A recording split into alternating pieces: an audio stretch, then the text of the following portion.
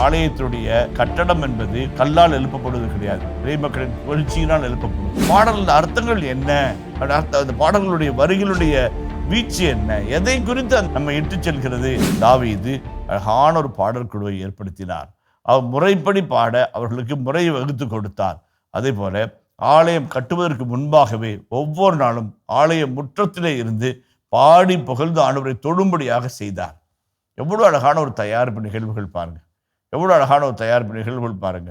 அதான் முக்கியம். ஆலயத்தினுடைய கட்டடம் என்பது கல்லால் எழுப்பப்படுவது கிடையாது, இறைமக்களின் புகழ்ச்சியினால் எழுப்பப்படுவது, இறைமக்களின் ஜெபத்தினால் எழுப்பப்படுவது.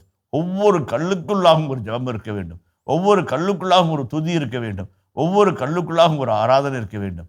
அப்படி எழுப்பப்படுகின்ற ஆலயம்தான் உண்மையாகவே கடவுள் தங்கும் ஆலயமாக, அருள் பொங்கும் ஆலயமாக, புதுமைகள் நிறைந்த ஆலயமாக மாறும். இல்லை என்றால் மனிதனுடைய புகழுக்காகவும் பெருமைக்காகவும் கட்டி எழுப்புகின்ற கட்டிடங்களாகத்தான் இருக்கும்.